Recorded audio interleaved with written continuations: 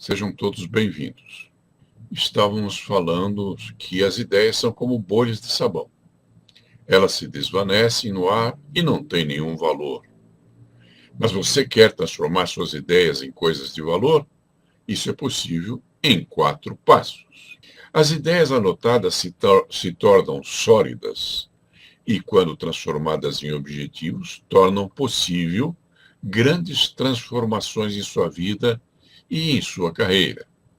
Para isso, é exigido 4 passos. Eu já disse isso na última vez que estivemos juntos, mas vamos recordar para introduzir a matéria hoje. O primeiro passo consiste em anotar as ideias.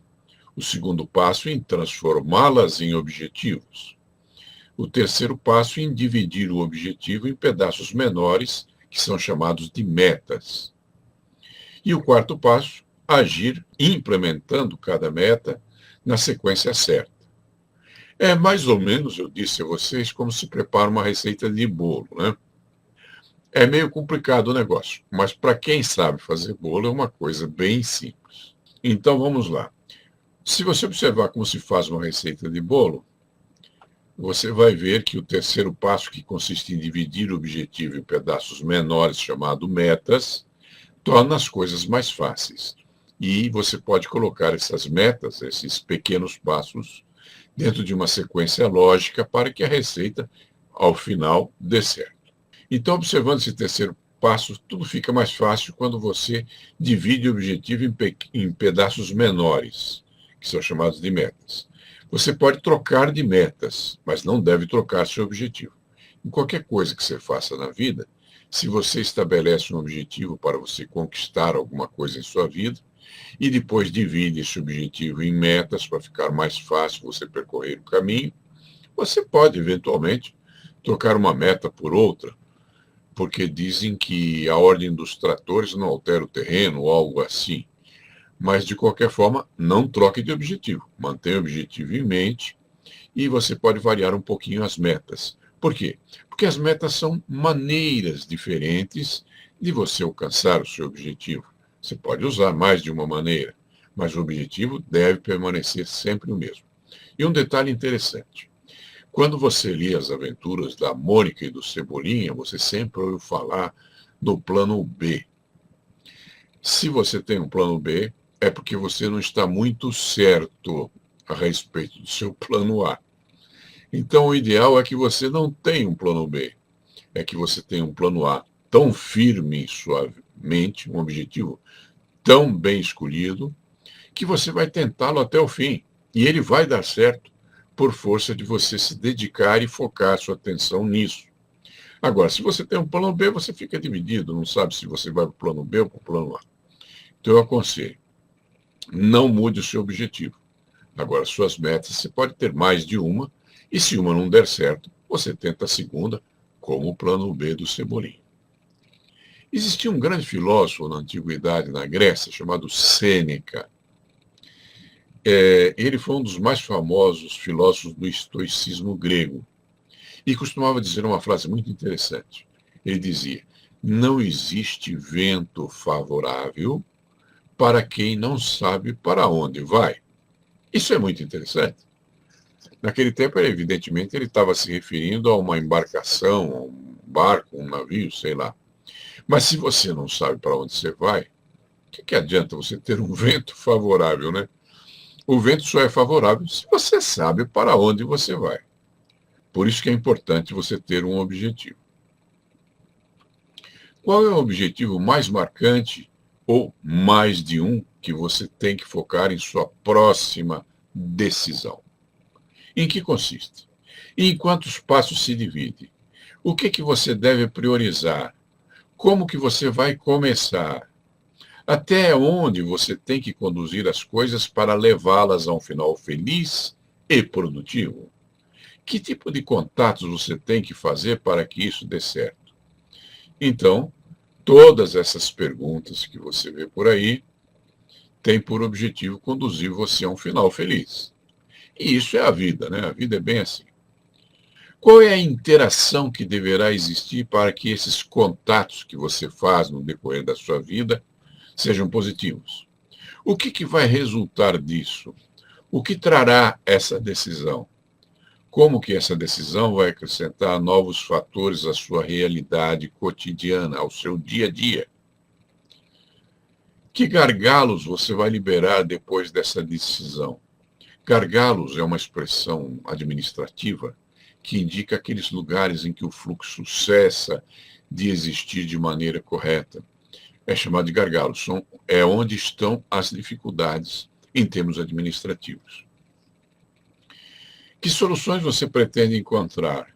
Que abordagem nova vai aprender? Que novas armas acrescentará ao seu arsenal? Você já refletiu sobre a palavra preocupar? Preocupar tem duas partes, pré e ocupado. São ações que você deve ter em mente antes de se ocupar com elas. Ou seja, se é preocupar, você vai se ocupar antes que as ações ocorram, ok? Então você vai ter algum tempo para planejar, para se organizar, para fazer as perguntas certas, para obter as respostas corretas a essas perguntas, para que você possa conduzir aí o seu trabalho, a sua atividade, de forma que te conduza a um resultado final que seja agradável, que dê a você um senso de realização. Bom, preocupe-se não com o que vai acontecer, já que isso não depende de você, mas principalmente com o que a mais pode ser criado por você a partir do que vai acontecer. Se algo novo acontecer, se você previu isto, né, então você pode se planejar para essa ocasião. Se você não previu, você vai ser pego desprevenido, né? Isso é interessante, porque desprevenido é uma pessoa que não está prevenida. Se você analisa tudo que possa acontecer no percurso entre o ponto em que você está e o ponto que você quer chegar, talvez você possa se prevenir de eventuais acontecimentos que ocorram. E aí, quando e se esses acontecimentos ocorrerem, você saberá como proceder. Agora, se você não previu, no momento que aconteça, você vai ter que se virar com suas próprias forças, porque você não tinha previsto isso, então talvez não esteja suficientemente preparado. Você pode se tornar capaz de sacar essas coisas em frações de segundo para decidir se continua em sua mesma linha de ação ou se modifica alguma coisa. Então, o que é útil para você? Existe um experimento da neurolinguística em que eles falam para você juntar suas mãos. Ok. Pode fazer a experiência aí na sua casa. E aí eles pedem, agora inverta a posição dos dedos. E eu já fiz esse treinamento em público, ao vivo, né? Inúmeras vezes. E tem gente que fica todo embananado. Como é que ele vai modificar a posição dos dedos? É bem simples, é só inverter a posição dos dedos, né? Então observe meu dedo mindinho aqui. Agora eu vou inverter. É o outro dedo mindinho que fica lá. E do lado de cá, o polegar é a mesma coisa. Quando eu inverto, é o outro polegar que fica aqui em cima. Isso indica essa dificuldade que nós temos de criar outras posições de mão quando alguém solicita que o façamos, significa que nós temos pouca flexibilidade. E o que acontece? Você pode ter um mapa dentro de você representando a realidade do mundo lá fora. Se o mapa for exato ao mundo lá fora, você está frito, meu amigo. Porque já dizia o Buda que nada é eterno, tudo se transforma, tudo se modifica. A única lei imutável do universo é que tudo muda. Então o mundo está mudando a cada instante. E se você não tiver a flexibilidade para se adequar a esse mundo quando ele muda, você está frito. Tá bom? Ok. Mas, na realidade, o preparo prévio é que vai lhe dar competência para pescar as coisas em frações de segundo. Dentro do mundo das finanças, essa lei do ciclo da ação e da reação é conhecida pelo nome de roda da fortuna e possui duas partes muito significativas. E essas partes significativas e interessantes, quando compreendidas e aplicadas em sua vida, vão dobrar seus rendimentos em poucos meses. E que a vida lhe traga a realização de todos os seus sonhos benéficos e que prossiga aprendendo sobre as leis da vida até que alcance uma transformação significativa em sua existência. E aqui termina a observação desta quinta lei. Agora vamos entrar na sexta lei, que é a lei da semeadura. É uma das leis mais importantes. Procure prestar atenção, porque você vai aprender coisas muito úteis para você. A lei da semeadura, também conhecida como a terceira lei de Newton, é das mais fáceis de serem compreendidas e uma das mais importantes para que você obtenha resultados. Como fica fácil de perceber, esta é a lei da causa e efeito. Portanto, tem tudo a ver com a quinta lei, que é a lei da ação e da reação. Procure observar que todas essas 15 leis que nós estamos estudando têm uma relação bem próxima uma da outra. Uma das leis se relaciona com a outra. Compreender uma facilita você compreender todas as demais.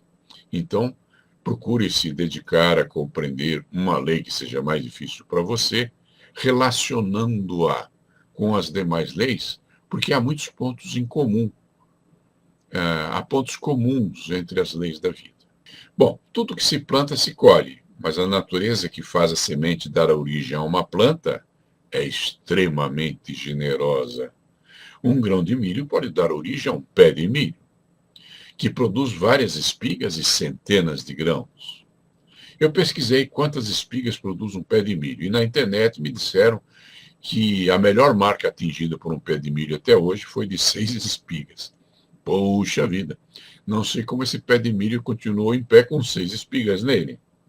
Mas mesmo supondo que seja uma só espiga, eu pesquisei e descobri que cada espiga contém de 500 a 800 grãos. Nossa, isso é muita abundância. Pense, você semeou um grão e se você colher uma só espiga, você está colhendo 500 vezes mais a 800 vezes mais.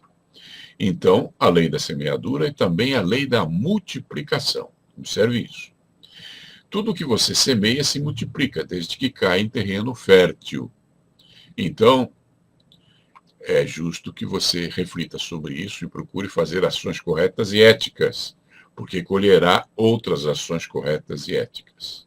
Agora, se você pisa no quiabo, pisa na maionese, se você derruba o prato no chão, meu querido, você está multiplicando a resposta, porque tudo que você semeia, você colhe, ok?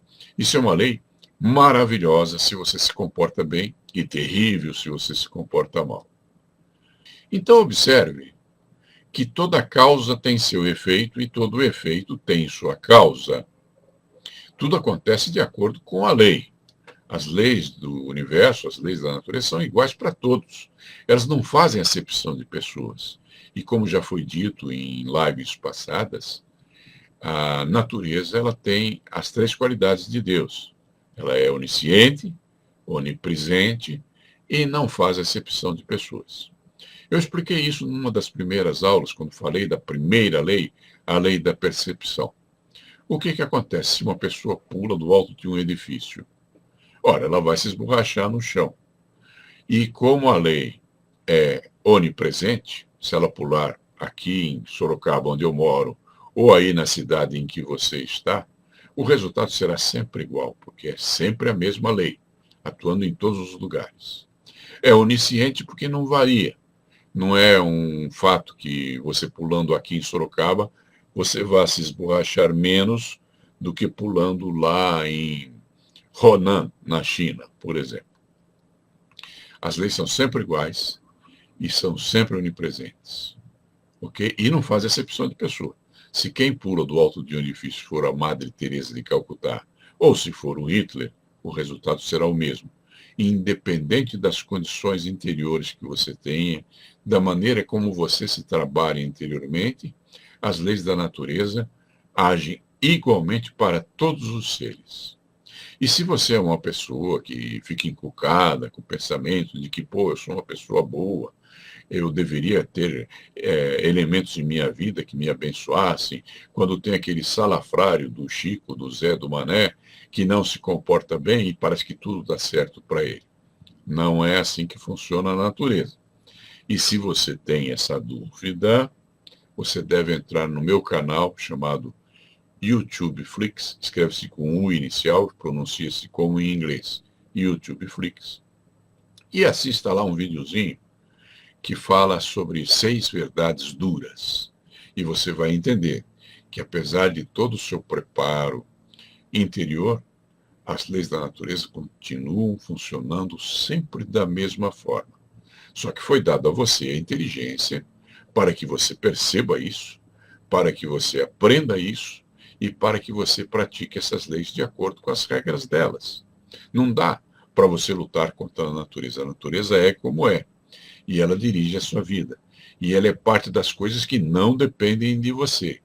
Mas as tuas atitudes e tuas ações em relação a essas coisas, isso sim depende de você. E se você tiver um critério superior ao escolher a sua maneira de pensar, de agir, a sua atitude e suas ações, você pode ter uma vida agradável e feliz. Perceba isso. Bom, toda causa tem seu efeito e todo efeito tem sua causa. Note que há uma grande diferença entre causalidade, que é uma coisa que tem uma causa, e casualidade, alguma coisa fortuita que ocorra sem que o que quer que você faça possa atuar sobre ela. Tudo acontece de acordo com a lei. O acaso é apenas um nome dado a uma lei ainda não conhecida. Há muitos planos de causalidade. Perceba a diferença entre casualidade e causalidade. Porém, nada escapa às leis naturais. Os planos superiores dominam os planos inferiores. Por meio da elevação mental a um plano superior, podemos nos tornar causadores, ou, se você preferir, protagonistas, ao invés de nos submetermos aos efeitos das leis. Nós vamos ter os efeitos das leis, não há como fugir delas, mas se nós tomarmos decisões corretas, adotarmos atitudes e ações corretas, as consequências dessas atitudes e ações poderão nos ser favoráveis e teremos uma vida de realização e felicidade.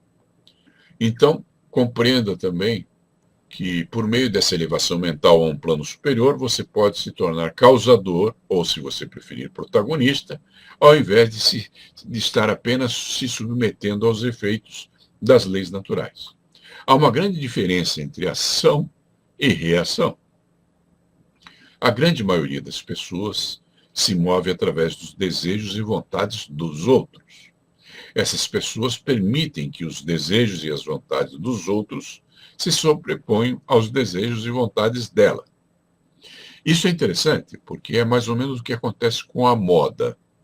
Então, aquelas mocinhas que gostam de se vestir de acordo com a moda, elas estão adotando um consenso, aquilo que é considerado moda naquele momento, que pode não ser moda num momento posterior. Eu que já vivi alguns anos, eu vi calças bocas de sino, eu vi calças Saint-Tropez e vi um monte de, bom, eu ia dizer bobagens, mas é a moda, né? Então algumas pessoas seguiam essas modas e outras não. Você já ouviu algum barulho quando você está dormindo à noite dentro do armário, você ouve um barulho? Sabe o que é esse barulho? São as roupas caindo de moda. Então, se as roupas vão cair de moda, por que se incomodar com isso, meu Deus do céu? Tem tanta coisa importante para você pensar. Para que se ligar nestas coisas? E agora que está todo mundo de quarentena, eu fico pensando, por que tanta menina comprou batom, como é que chama aqueles negócios? Rouge, sei lá como é que chama essas coisas. Porque agora não tem para quem mostrar essa cara bonita. Então, se você é bonita, fique satisfeita com a sua própria beleza. Porque os outros não vão te ver se você estiver de quarentena. Lamentável. Muito bem. A hereditariedade, a sugestão, os cutucões psicológicos, as provocações emocionais e outras causas exteriores se impõem e, se você permitir, vai reduzir você à condição de peão no tabuleiro de xadrez de sua vida. Então não permita. Você não precisa permitir isso. Você pode ser você mesmo. Você não precisa se deixar levar pela moda, pelos modismos, pelo que os outros pensam, pelos que os outros dizem a teu respeito. Isso não importa. Porque já vimos que a tua reputação não te pertence, já que os outros podem denegrir a sua reputação, falar mal de você, caluniar você. O teu corpo não te pertence, porque se te pertencesse, você não morreria e nem envelheceria e ficaria de barbas brancas como eu. O Mário disse, quer dizer que o universo está interligado a nós tanto para o bem quanto para o mal? Bom, o universo está ligado a nós. Quanto ao bem e o mal, isso pode ser uma questão de opinião, né? O fato é que o universo está ligado a nós. Vou citar, por exemplo, que hoje eu fiquei sabendo que o Brasil estava sendo invadido por uma nuvem de gafanhoto. Só que ao final da tarde eu fiquei sabendo que essa nuvem se desviou para o Uruguai. Então isso ia ser uma aprovação para o pessoal lá do sul, mas foi para o Uruguai, é uma aprovação para os uruguaios. Só que eu tenho um amigo, o Francisco do Urbano, que foi meu aluno e tal, e ele esteve na casa de minha mãe e se recusou a comer abobrinha. Ele disse que não gostava de abobrinha. Só que ele viajou o mundo inteiro, esteve lá na China, no Templo Ronan, o Templo Shaolin, né? E esteve em vários países do mundo. Ele foi campeão mundial de Kung Fu mais de uma vez, né? Disputando em outros países, não aqui no Brasil. E aí o que acontece? Numa dessas ocasiões que ele estava por lá, serviram um salgadinho que ele experimentou e achou uma delícia e gostou tanto que comeu tudo que tinha no prato e pediu mais. E quando ele já estava consumindo o segundo prato, informaram a ele que o que ele estava comendo era gafanhoto. Gafanhoto frito. E ele disse que tem gosto de camarão. Então, veja, aquilo que seria uma aprovação para muitas pessoas, acredito que nem todos gostariam de comer um gafanhoto frito, para o Durbano, naquela ocasião, antes que ele soubesse o que estava comendo, foi uma iguaria que ele apreciou bastante, até repetiu. Né? Então, note a diferença entre o fato e a opinião. Se alguém dissesse a ele, aquele cara que não come nem a abobrinha, que ele iria comer um gafanhoto, certamente ele não aceitaria. Mas depois que comeu e provou e gostou e repetiu, aí, meu amigo, não há nada a fazer. Ok? Então, eu espero que isso tenha respondido sua pergunta, Mário. Ou seja, estamos ligados no universo, estamos inseridos aqui. Né? Quando você acorda de manhã, o teu pé vai para o chão porque tem uma força, uma lei da natureza, chamada poder de atração, ou lei da gravidade, que faz você ficar aqui no chão e não flutuar, que nem uma borboleta. Tá? Então, se estamos inseridos no universo, temos que nos sujeitar às leis que regem esse universo, que são as leis da natureza. Agora, se isso é bom ou mal, depende do ponto de vista. O Edson Caetano, ele menciona usar máscara, por exemplo. Né? Nós estamos vivendo aqui uma situação, o Covid-19, e é óbvio que nós temos que aceitar certas regras, né, para poder conviver. Não só usar máscara para nos protegermos, como para proteger as pessoas que convivem conosco. Né? Não sei se você conhece o chupim, que é um pássaro também chamado de pássaro preto, ou engana-ticos. Eu não sabia que ele era chamado de engana-ticos. Mas quando eu fui pesquisar essa lei, pesquisei o nome do tico-tico e pesquisei o pássaro preto e descobri que ele é chamado de engana-ticos. E por que ele é chamado de engana-ticos? Porque esse pássaro é um pássaro parasita. Então ele vai lá no ninho do tico-tico, quando eles saíram para fazer alguma coisa, e ele tira de lá um ovo do tico-tico e põe o ovo dele lá. E quando o tico-tico volta, vê os mesmos ovos que ele tinha ali e cria aqueles ovos como se fossem filhos dele, só que ele está criando o filho do pássaro preto. E por isso que ele se chama engana-ticos. E não é o único parasita da natureza em termos de pássaro. O cuco, por exemplo, também faz isso. Tá? O cuco é menos conhecido aqui, existe mais lá na Europa. Então nós temos os chupins, os enganasticos e os cucos. E existem pessoas que são parasitas sociais também. Não estamos aqui discutindo a moral do enganatico e nem a atitude materna dos pais do tico-tico que vão criar o filho do chupim sem saber que não são filhos deles. Isso não vem ao caso. Mas existem pessoas assim e você tem que conviver com elas. Então isso é mais uma resposta para o Mário. Ou seja, nós estamos inseridos neste universo. E há pessoas que não se comportam como deveriam se comportar, não se comportam de maneira adequada, e nós podemos ser vítimas dessas pessoas. Ou, de uma forma desavisada, quando cometemos deslizes no nosso comportamento, cometemos erros, estamos prejudicando alguém também. Então, observar as leis da natureza nos permite perceber melhor o que é útil para o grupo em que vivemos, para o universo em que estamos, para o mundo em que habitamos. E acho interessante aqui mencionar que Jesus deu 3 mandamentos ao ser humano. A maioria só conhece os 2 primeiros, que são os mais famosos. E o segundo desses mandamentos diz: amar ao próximo como a si mesmo.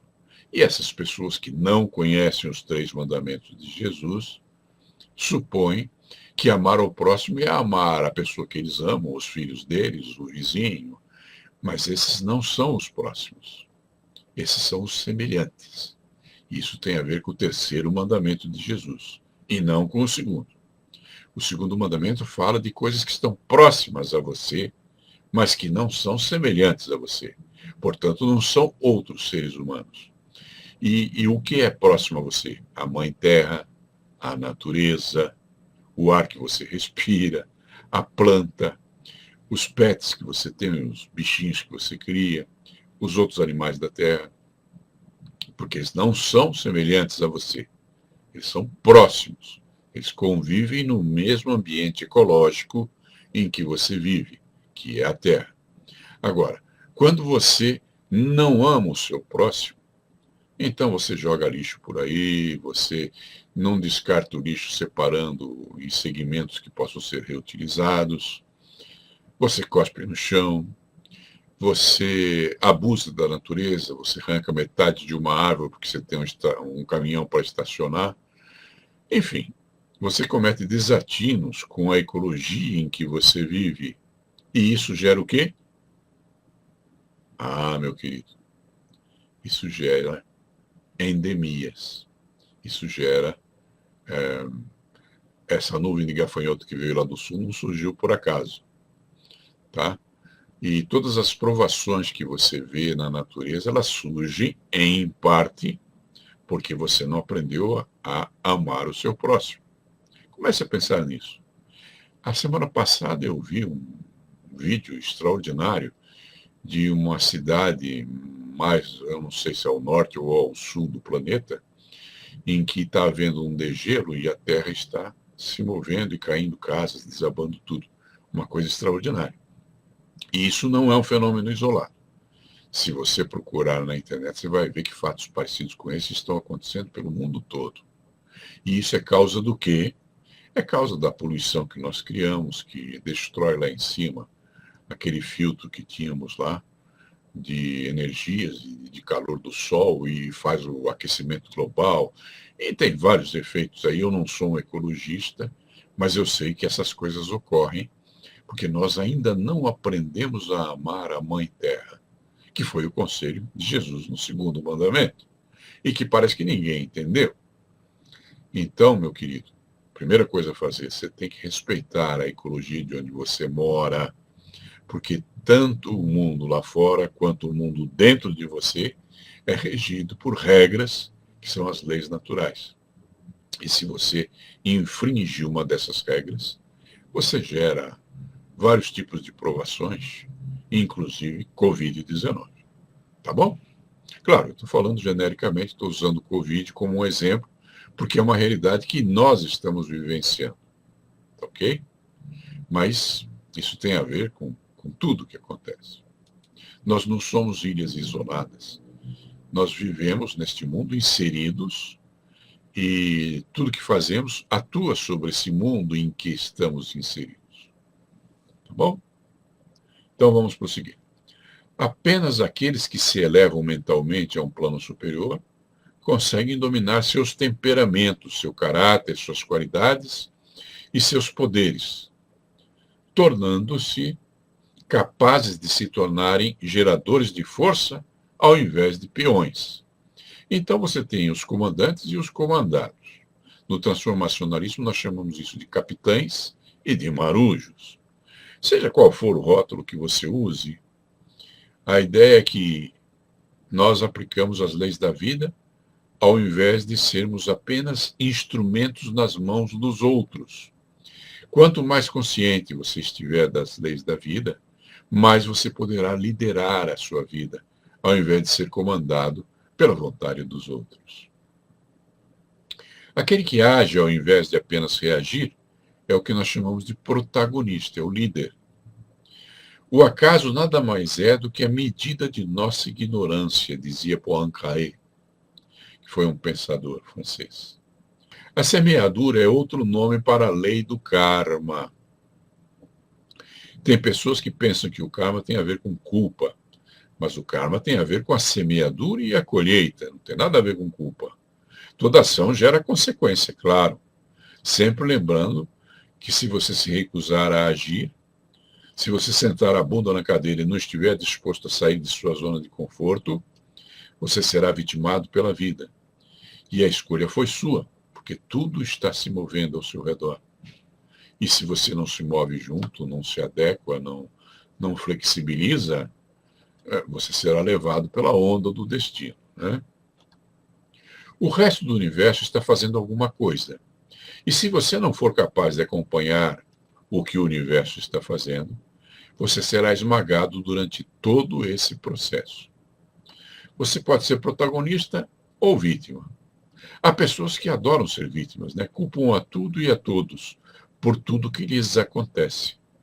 Enquanto essas pessoas não tiverem habilidade de resposta, que é chamado de responsabilidade, elas continuarão culpando os outros. E aí a coisa fica difícil, né? E tem mais, se o culpado é o outro, eu não sou o dono do outro, eu não posso mudar nada. Agora, se o culpado sou eu posso me mudar. Eu posso modificar a mim mesmo, minhas atitudes e minhas ações. E no momento em que eu o faço, eu altero a colheita que vou ter. Porque cada vez que eu faço isso, eu estou semeando. E sabemos que toda semeadura implica em uma colheita. Então você pode ser protagonista ou vítima. A escolha é sua, já que isso é parte daquilo que depende de você. Como eu disse, a lei da semeadura é uma das leis da vida, mas é uma das leis da vida mais importantes, porque multiplica o resultado de seus esforços. Sendo assim, cuidado com o foco de suas ações, pois os resultados serão multiplicados. Se você comete atos não bons ocorrerão com você também. Agora, se você comete atos escolhidos, pensados, atitudes corretas, ações bem feitas, então, se você está se focando no caminho do bem, coisas boas vão lhe acontecer. Percebe como a coisa é bem simples? Muito bem. O Edson menciona uma coisa interessante. Devemos ficar na zona de coragem, que é uma forma de dizer, né, um rótulo, né, a coragem, que você deve tomar atitudes, né? Depende de você. Se você é responsável, as atitudes dependem de você. Tem coisas que não dependem de você.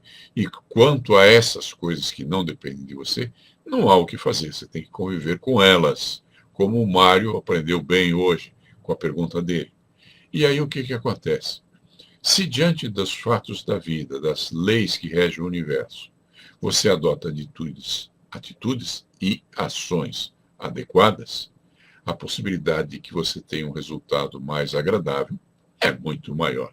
E aí nós vamos de encontro ao Edson Caetano. Fiquemos na zona da coragem. Bom, se você está se dedicando a aplicar em sua vida as leis que está aprendendo aqui comigo, com certeza já está alcançando as coisas que deseja de maneira mais suave, mais leve, mais sadia, pois está aprendendo a fluir com a correnteza da vida e não contra ela, o que torna tudo mais fácil. Ponha cada vez mais dedicação e comprometimento nisso. Bom, eu fui uma pessoa pobre na minha infância, então eu nadava em rios. Eu morei numa região chamada Paraty, onde os caipiras que lá moravam, inclusive eu, tomavam banho no rio. Não havia luz elétrica nem água encanada. Então, o banho no rio era uma boa. Ou então, lá em casa nós tínhamos um balde que tinha um chuveiro embaixo. Você pendurava o balde em algum lugar alto, enchia de água lá dentro, ligava o chuveiro, que era uma alavanca, e tomava o seu banho. É claro que economizando água, porque só tinha um balde. Então você ligava a alavanca, se molhava, fechava a alavanca, se ensaboava, ligava a alavanca de novo e tirava o sabão do corpo que tinha tomado o seu banho. E quem já esteve num rio, e eu nadei em rio quando menino, né, eu aprendi a nadar graças a um boi. Eu estava em cima de uma ponte, um boi estava sendo levado para o abatedouro e tinha dois, não sei o nome desses caras, vamos dizer cowboy, vai.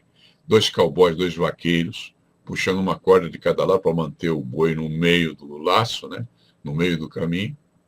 Eles iam passar ali do meu lado e o boi investiu em cima de um cavalo, soltou a corda e avançou para mim. E eu imediatamente pulei da ponte para o rio, né? Não sabia nadar. E como você vê, estou vivo, né? Ou seja, na hora do aperto, você até nadar, você aprende. Tá bom? Então, se você tivesse planejado isso, ficaria mais fácil. Não foi tão fácil para mim naquele momento. E eu não saí com nenhum nado olímpico, não. Eu só sobrevivi, esperneei lá, bebi alguma água e acabei chegando do outro lado. Depois aprendi a nadar melhor. Então, gente, como diz aqui o Edson Caetano, colhemos o que plantamos. A Maria Celeste começava a tomar o banho quente e acabava frio. É verdade. Bom, naquele tempo era só água fria mesmo, né? Mas, enfim. Chegamos agora na sétima lei. Então, espero que você tenha compreendido bem a sexta lei, né? Porque é a semeadura, a colheita e a multiplicação. Então, se você usar bem esta lei, você pode transformar a sua vida em uma obra de arte bastante razoável. Né? Se você não compreender essa lei ou a desconhecer, não haverá como utilizá-la para o bem. Né? Até para o bem ou para o mal, primeiro você tem que conhecer a lei. Tá bom? Então, chegamos à sétima lei. A sétima lei é chamada Lei da Originação Dependente. Ela também recebe o nome de originação interdependente. E em sânscrito, que é de onde se originou essa lei, recebe o nome de Pratitya Samutpada. E o Pratitya Samutpada consiste justamente em perceber que as coisas sempre são geradas a partir de uma dualidade. Essa é a originação dependente. Essa lei foi conhecida no Antigo Egito como a lei do gênero e mostra a você que tudo tem dois lados. Tudo é dual, tudo é dicotômico, tudo é complementar.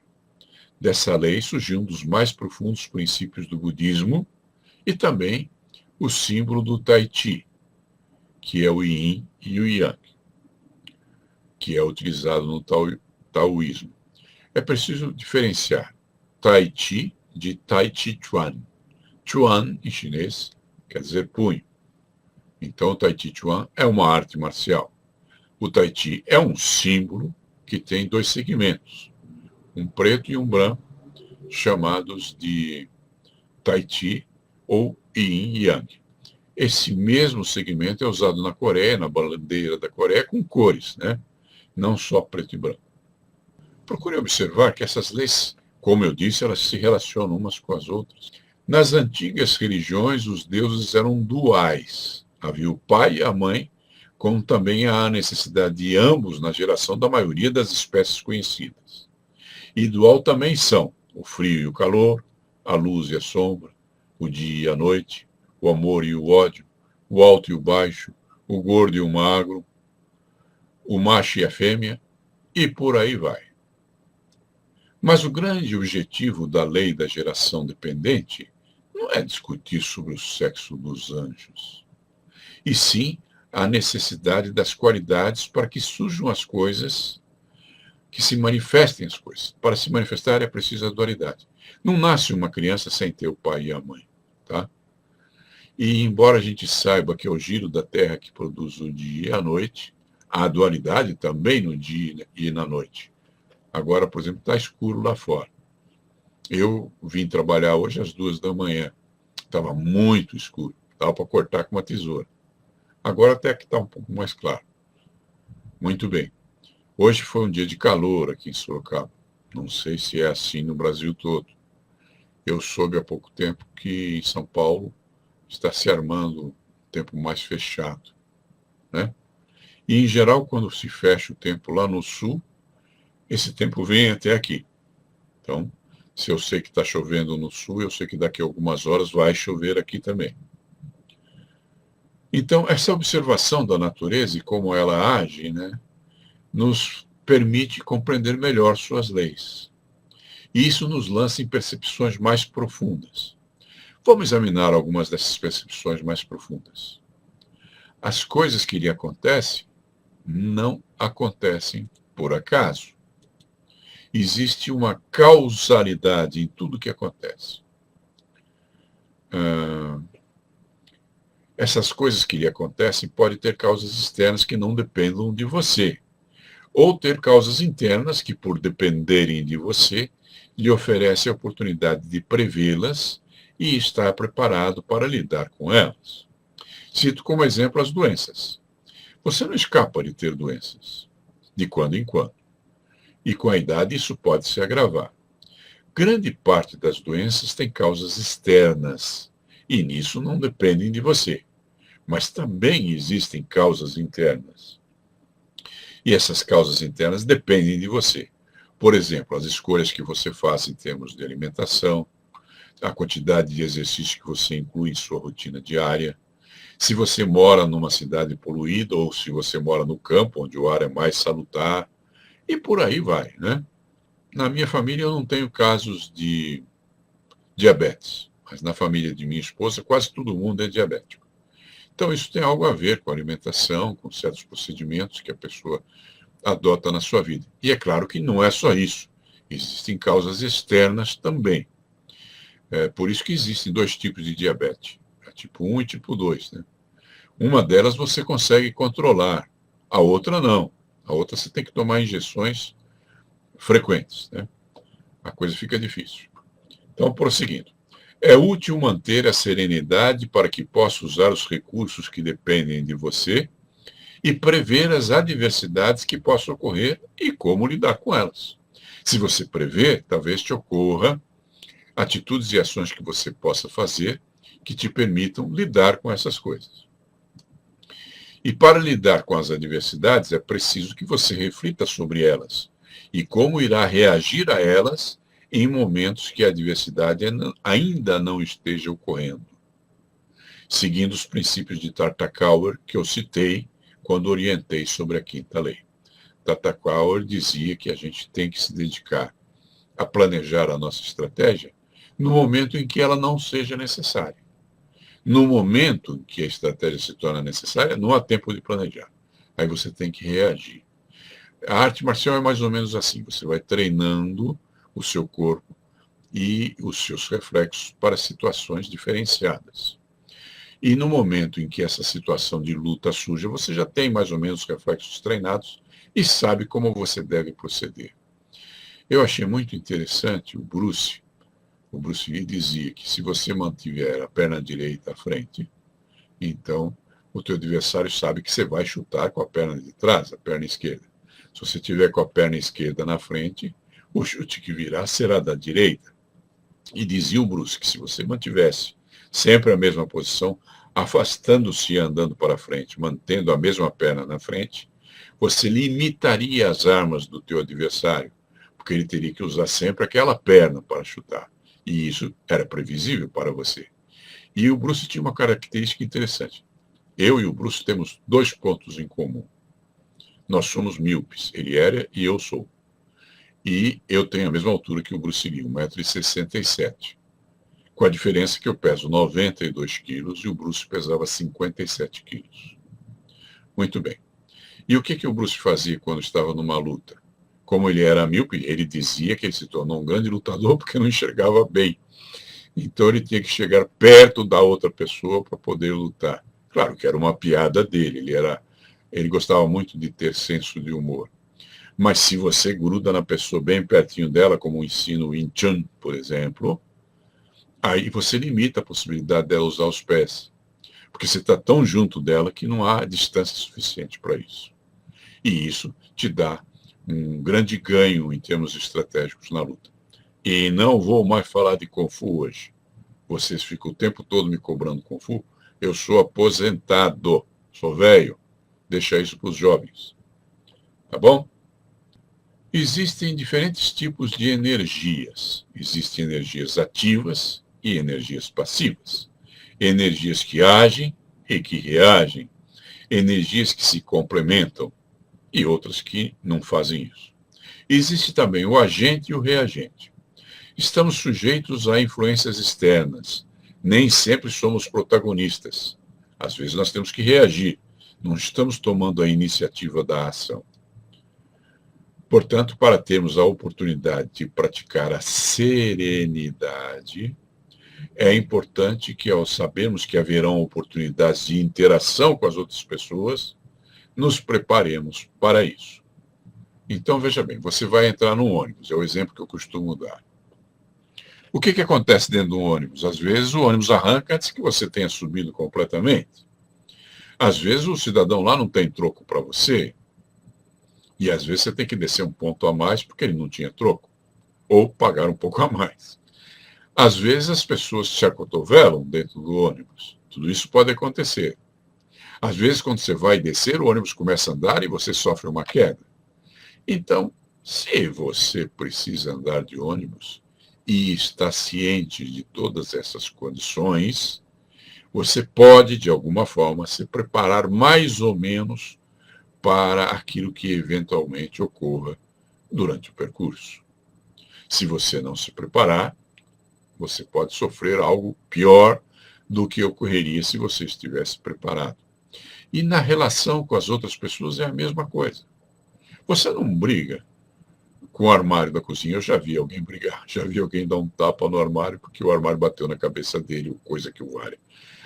Então, é uma atitude insana, porque o armário não vai reciprocar. Né? Como dizia o velho Bruce, madeiras não revidam.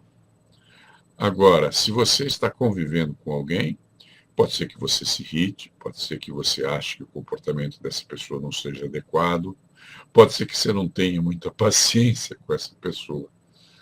Então, sabendo que interações com outras pessoas podem gerar oportunidades para que esses comportamentos surjam, você pode planejar isso com antecedência, para não ter que se alterar tanto. E aí você terá praticado a serenidade, que é o nome moderno para o que os gregos chamavam de ataraxia. Ok? É você ter uma posição equilibrada, suave, apesar das circunstâncias externas que possam estar oprimindo você. E tudo isso tem que ser planejado. Bom, a originação dependente está em tudo. Tudo tem influências masculinas e femininas. Parece que há algum comentário aqui.